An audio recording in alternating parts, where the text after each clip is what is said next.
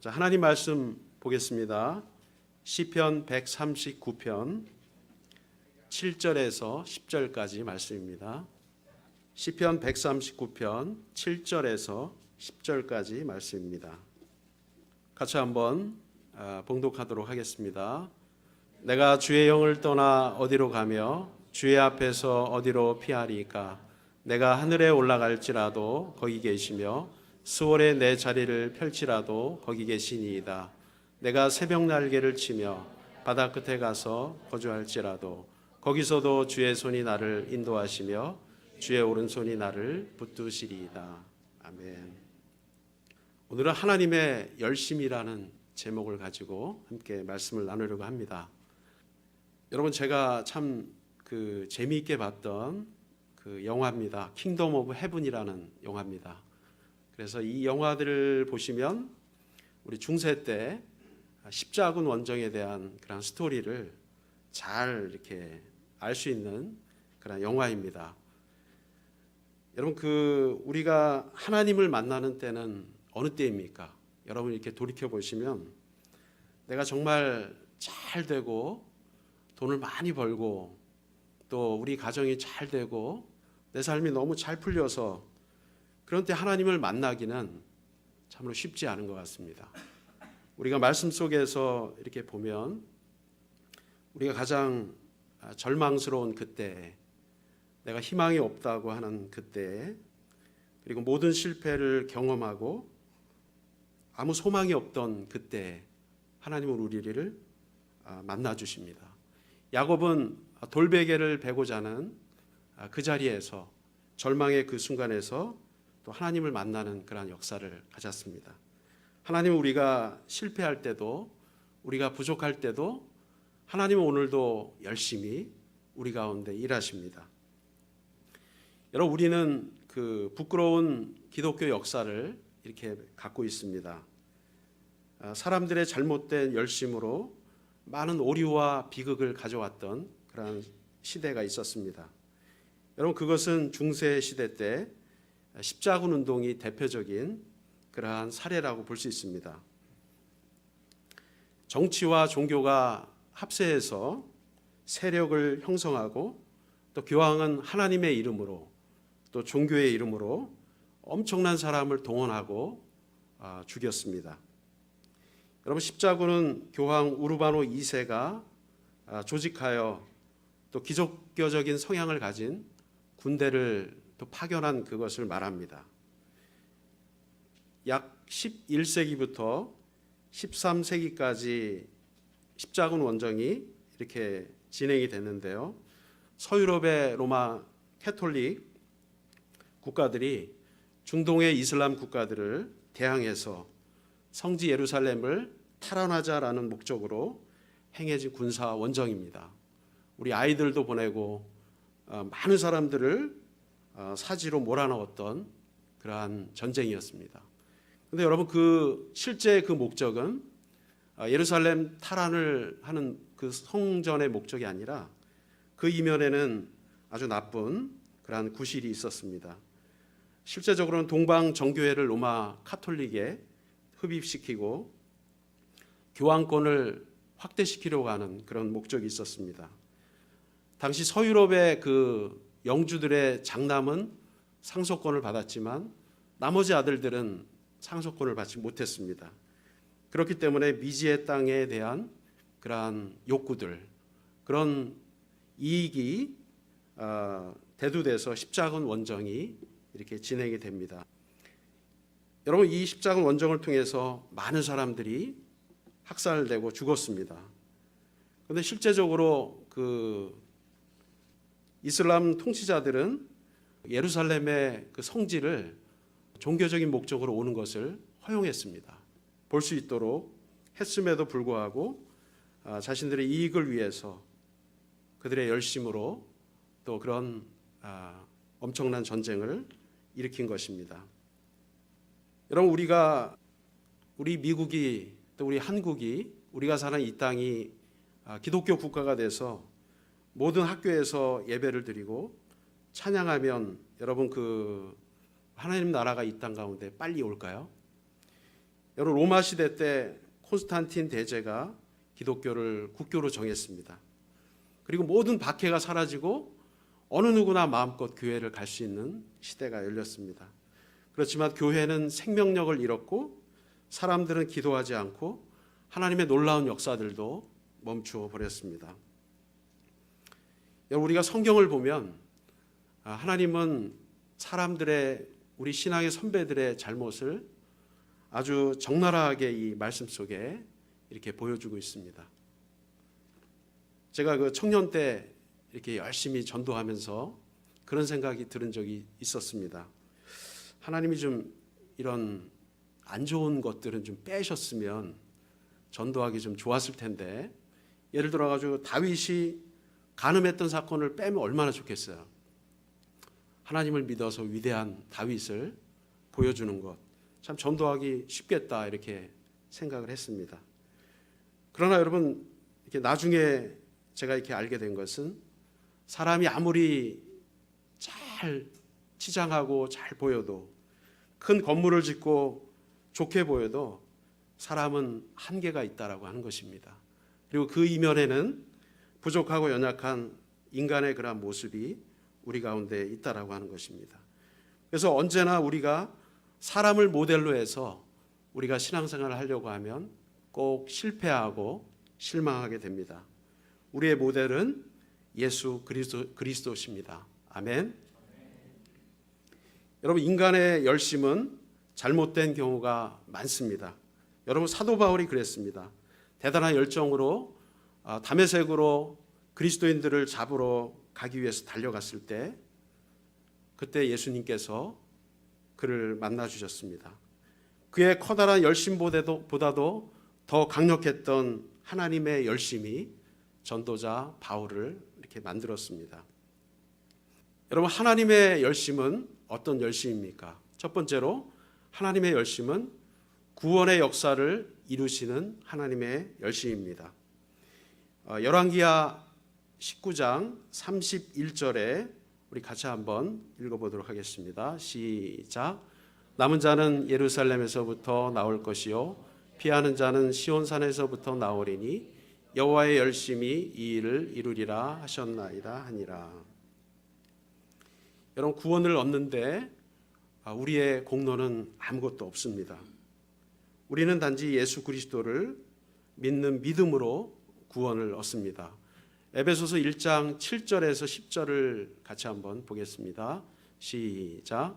우리는 그리스도 안에서 그의 은혜의 풍성함을 따라 그의 피로 말미암아 속량한 곧 죄사함을 받았느니라. 이는 그가 모든 지혜와 총명을 우리에게 넘치게 하사 그 뜻의 비밀을 우리에게 알리신 것이요 그의 기뻐하심을 따라 그리스도 안에 때가 찬 경륜을 위하여 예정하신 것이니 하늘에 있는 것이나 땅에 있는 것이 다 그리스도 안에 통일되게 하려 하심이라. 여러분, 우리가 구원받아 하나님의 자녀가 된 것은 우리의 열심보다 더 많은 하나님의 열심이 있었기 때문입니다. 우리가 그냥 예수 그리스도를 믿는 것 같아도 오늘 에베소서는 그분의 모든 지혜와 총명을 우리에게 부어주사 우리가 그 비밀을, 구원의 비밀을 알게 됐다라고 하는 것입니다. 여러분, 우리가 구원받은 거 그냥 된 것이 아닙니다. 그분이 우리에게 모든 지혜와 총명으로 우리에게 부어주셔서 우리가 알게 하신 것입니다. 여러분, 높은 보좌 위에서 낮고 천한 땅으로 오신 예수 그리스도, 육신을 입고 오신 그 예수님, 자신의 육체를 찢어서 기꺼이 십자가 위에서 우리를 위해서 내어주셨습니다. 그리고 다시 부활하셔서 영원한 소망 가운데 우리가 살 수 있도록 우리에게 만들어주신 것입니다. 그래서 요한복음 5장 24절에서는 같이 한번 보겠습니다. 내가 진실로 진실로 너희에게 이르노니 내 말을 듣고 또 나 보내신 이를 믿는 자는 영생을 얻었고 심판에 이르지 아니하나니 사망에서 생명으로 옮겼느니라. 여러분, 여기 영어에 보시면 has crossed over from death to eternal life라고 나옵니다. 여러분, 우리가 예수 그리스도를 영접하고 그분을 내 안에 모셨을 때 우리는 이미 영원한 생명 가운데 들어가서 지금 살고 있는 것입니다. 하나님의 열심이 우리를 구원의 그 천국까지 우리를 이끌어 주시는 것입니다. 두 번째는 자녀를 돌보시는 하나님의 열심입니다.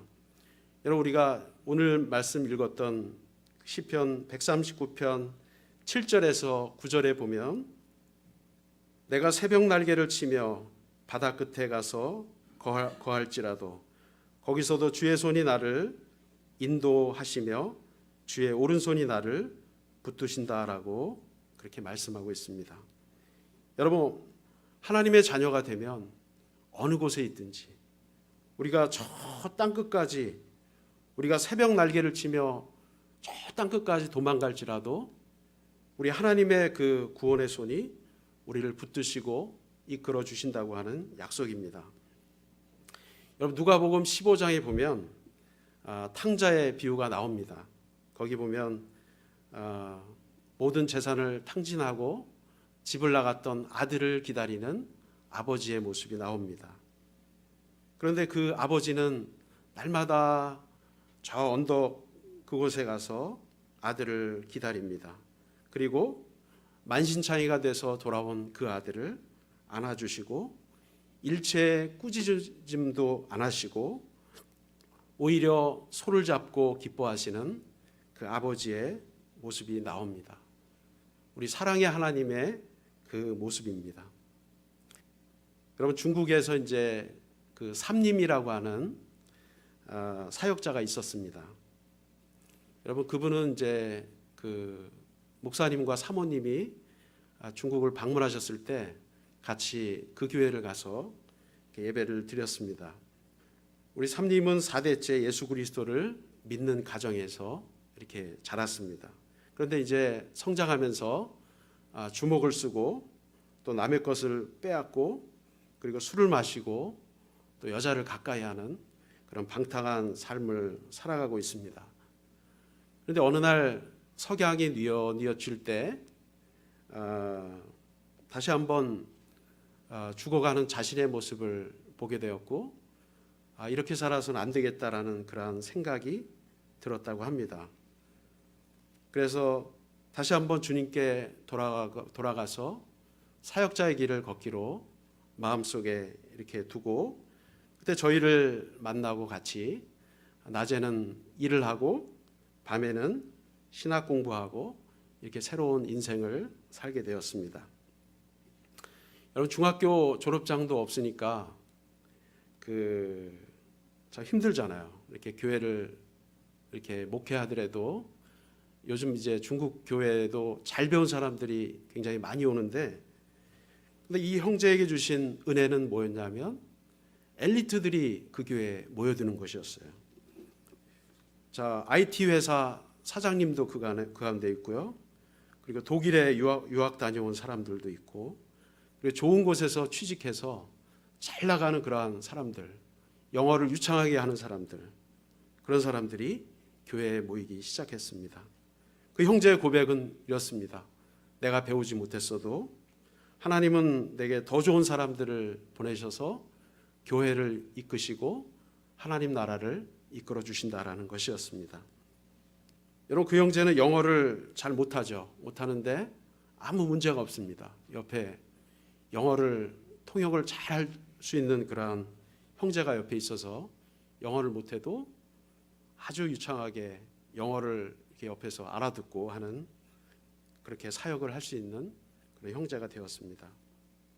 여러분, 저는 선교지에서 그 사역을 하면서 한 영혼을 향하여서 기다리시는 누가복음 15장에 나오는 그런 아버지의 모습을 가진 그런 하나님 아버지의 열정을 보았습니다.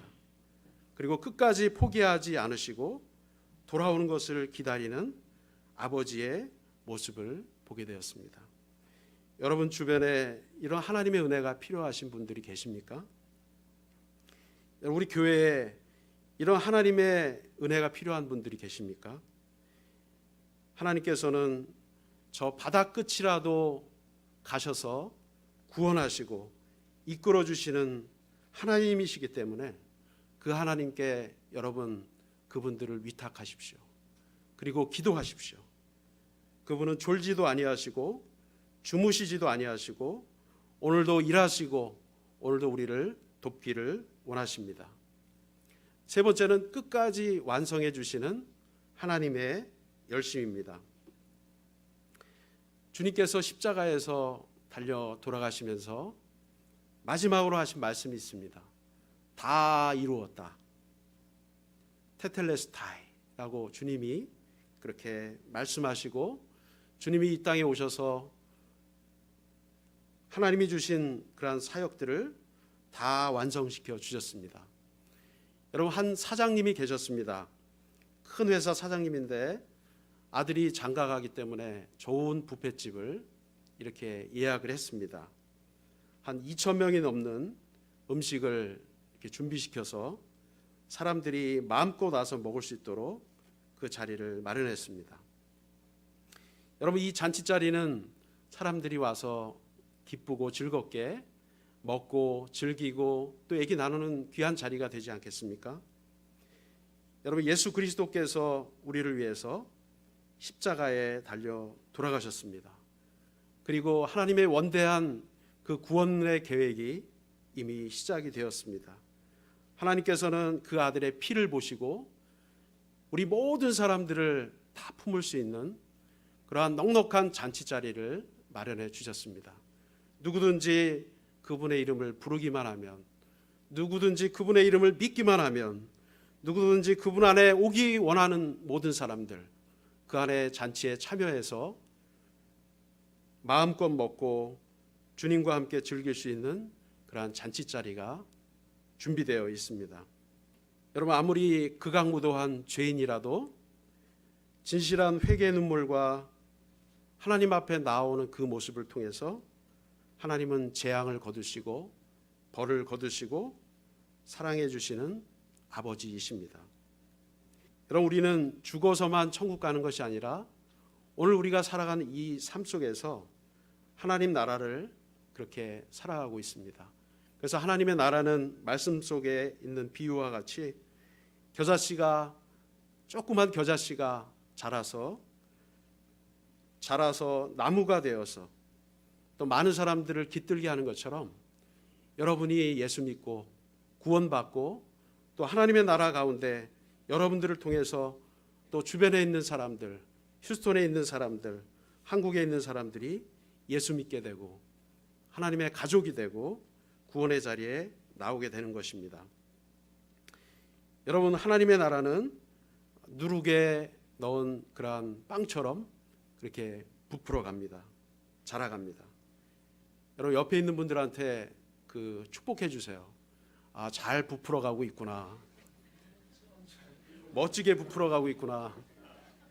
지금의 내 모습이 어떻더라도 우리의 모습은 잘 부풀어서 정말 눈에 보이지 않는 그런 겨자씨가 큰 나무를 이루듯이 우리의 모습은 그렇게 변해갈 것입니다. 여러분, 우리는 야구에서 9회 말의 그 결과를 모두 알고 있는 사람들입니다.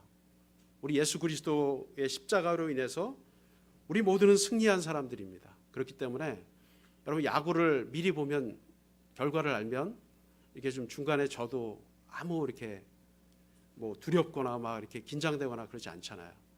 우리가 9회 말의 결과를 알고 있으니까 우리의 지금의 모습이 어떻더라도 나중에 우리를 승리로 이끄실 그 하나님을 보고 달려가는 우리 모두가 됐으면 좋겠습니다. 여러분, 이사야 9장 6절 7절에 보면 우리 같이 한번 읽겠습니다. 시작. 이는 한 아이가 우리에게 낳았고 한 아들을 우리에게 주신 바 되었는데 그의 어깨에는 정사를 메었고 그의 이름은 기묘자라 모사라 전능하신 하나님이라 영존하시는 아버지라 평강의 왕이라 할 것임이라. 그 정사와 평강의 더함이 무궁하며 또 다윗의 왕자와 그의 나라에 군림하여 그 나라를 굳게 세우고 지금 이후로 영원히 정의와 공의로 그것을 보존하실 것이라. 만군의 여호와의 열심이 이를 이루시리라. 만군의 여호와의 열심이 이를 이루어 주십니다. 여러분, 우리는 연약하지만 우리 하나님은 강하십니다. 오늘 우리는 늘 한계에 부딪히지만 우리 하나님은 한없는 능력으로 우리를 이끌어 주십니다. 남편이 5명이나 되었던 한 여인을 주님께서 만나 주셨습니다. 그리고 그를 일으켜 세우시고 그가 다시 예배할 수 있는 예배의 자리로 그를 불러주셨습니다. 잘못된 열심으로 살아갔던 바울을 찾아가서 다메섹 도상에서 만나주시고 그리고 은혜 주시고 새로운 사람이 될 수 있도록 우리 주님이 이끌어 주셨습니다. 여러분, 우리는 사람들의 열심을 목마름이라고 그렇게 표현할 수 있습니다. 여러분, 우리 어떤 사람들도 목마름이 없는 사람은 없습니다. 여러분, 왜 사람들이 돈을 많이 벌려고 합니까? 목마름 때문에 그렇습니다. 여러분, 왜 정치 지도자가 되려고 합니까? 명예에 대한 목마름 때문에 그렇습니다. 여러분, 왜 사람들이 재미를 찾아서 쾌락을 찾아서 그렇게 살아갑니까? 때로는 학문적인 연구까지도 무엇을 위해서 열심히 탐구합니까?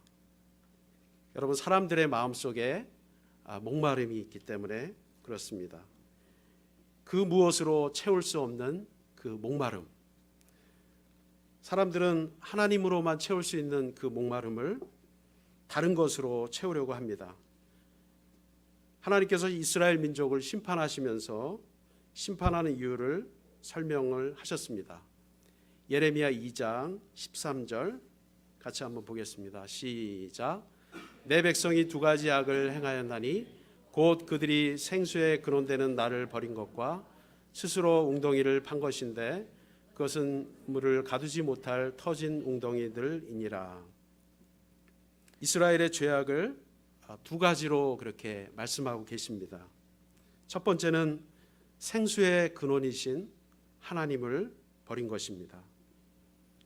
여러분, 하나님은 놀랍게도 또 겸손하시게도 하나님 당신을 물로 표현하시기를 주저하지 않으셨습니다. 내가 생명수다, 나를 마셔라.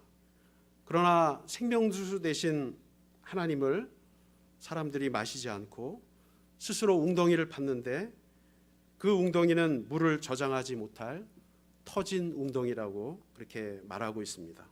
여러분, 이 2가지는 같이 연결되는 것입니다. 생수의 근원을 버리면 반드시 터진 웅덩이를 판다는 것입니다. 여러분, 우리가 하나님을 예배하지 않고 갈급해하지 않으면 반드시 우리는 다른 어떤 것을 예배하고 따라가게 되어 있습니다. 다른 어떤 것을 추구하게 되고 또 목말라 하게 되어 있습니다.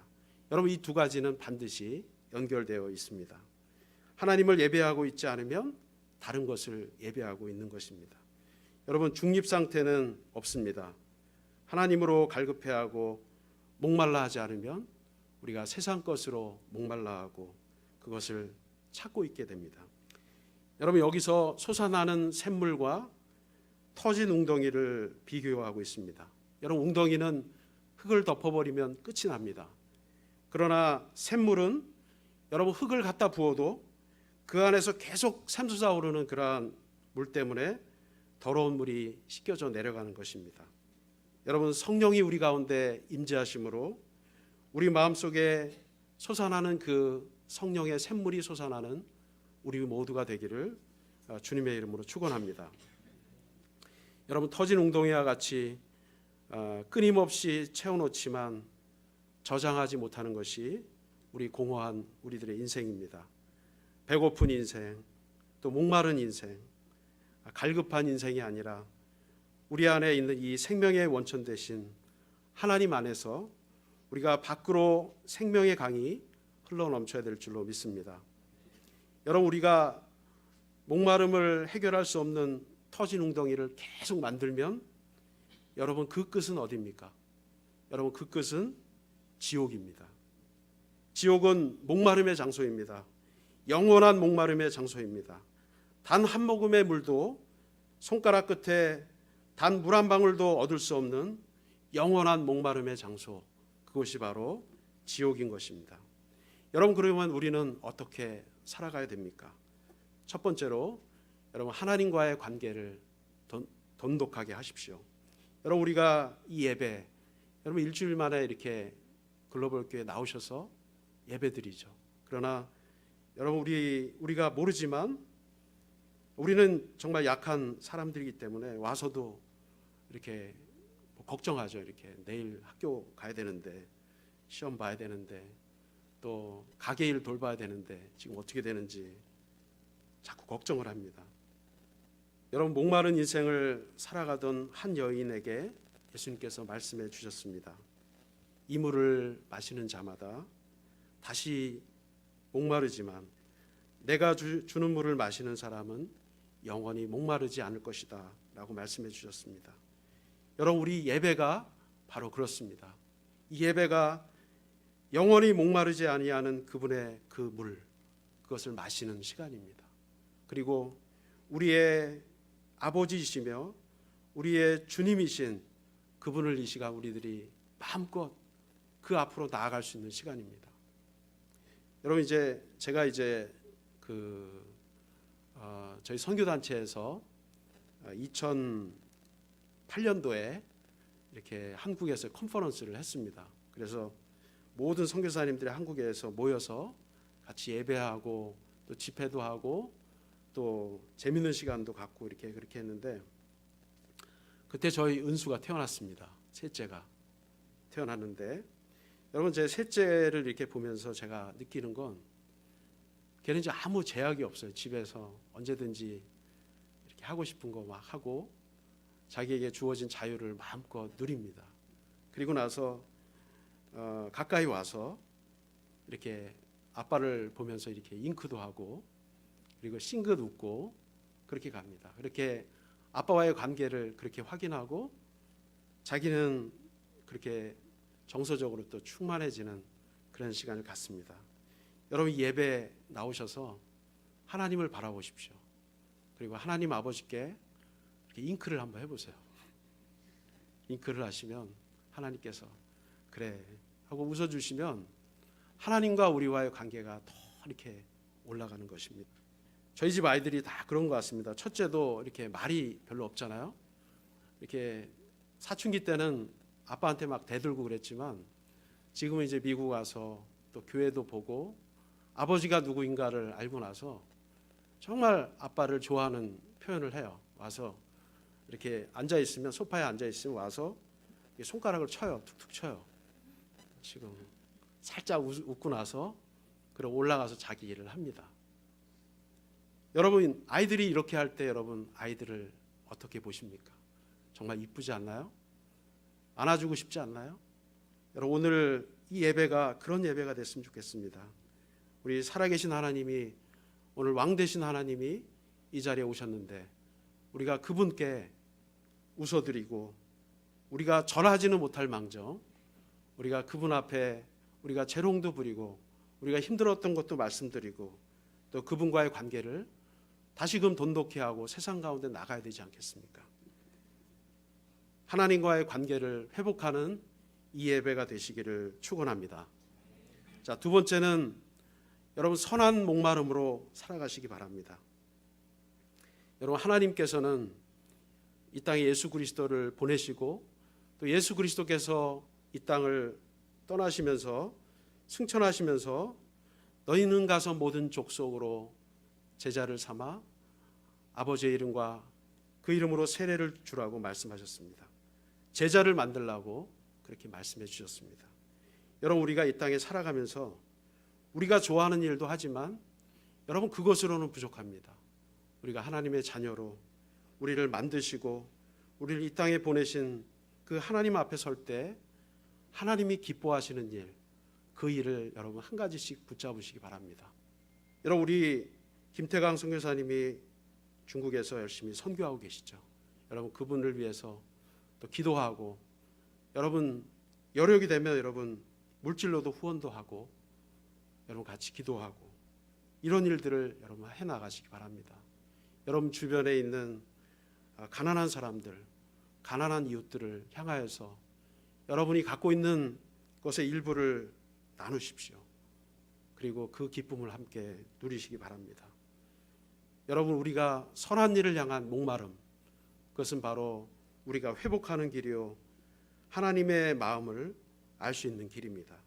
여러분, 우리는 예배를 통하여서 성령을 간구합니다.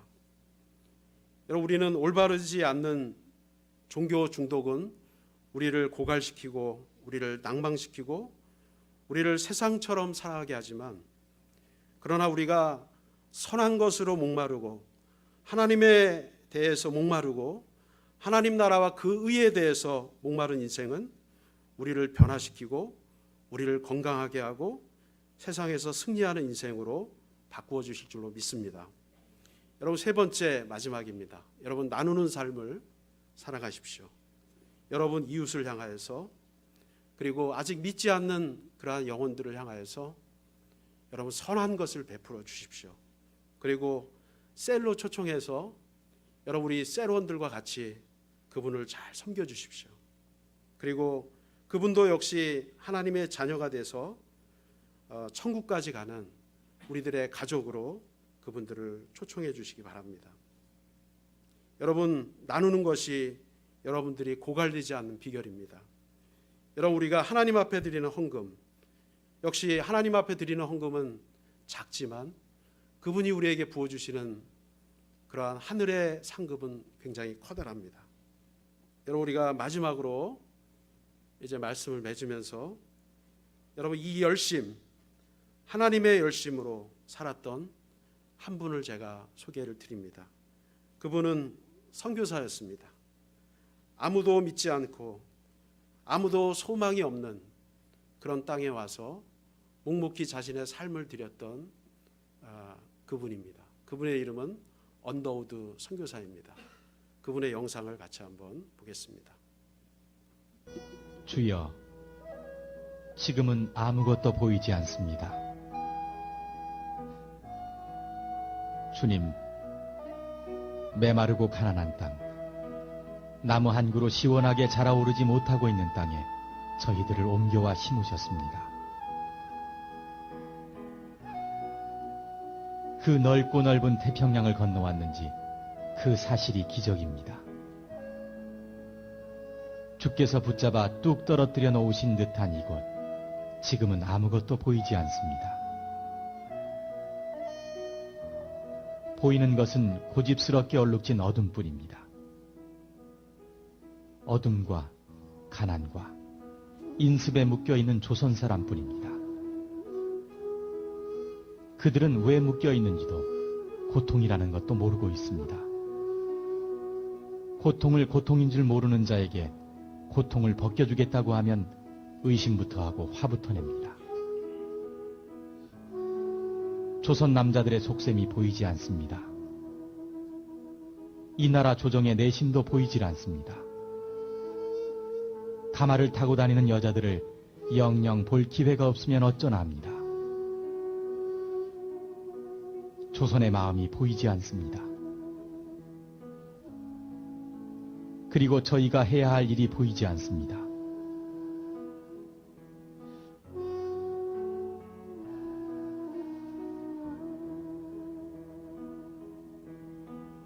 그러나 주님, 순종하겠습니다. 겸손하게 순종할 때 주께서 일을 시작하시고 그 하시는 일을 우리들의 영적인 눈이 볼 수 있는 날이 있을 줄 믿나이다. 믿음은 바라는 것들의 실상이요 보지 못하는 것들의 증거니라고 하신 말씀에 따라 조선의 믿음의 앞날을 볼 수 있게 될 것을 믿습니다. 지금은 우리가 황무지 위에 맨손으로 서 있는 것 같사오니 지금은 우리가 서양귀신 양귀자라고 손가락질 받고 있사오나 저희들이 우리 영혼과 하나인 것을 깨닫고 하늘나라의 한 백성 한 자녀임을 알고 눈물로 기뻐할 날이 있음을 믿나이다. 지금은 예배드릴 예배당도 없고 학교도 없고 그저 경계의 의심과 멸시와 천대함이 가득한 곳이지만 이곳이 머지않아 은총의 땅이 되리라는 것을 믿습니다.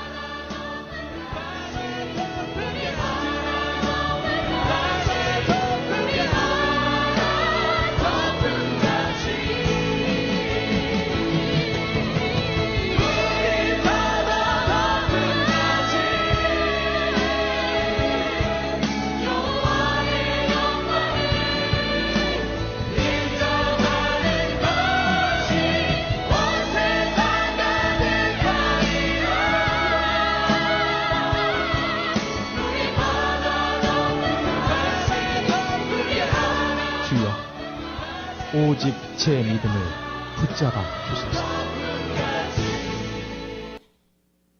같이 기도하겠습니다.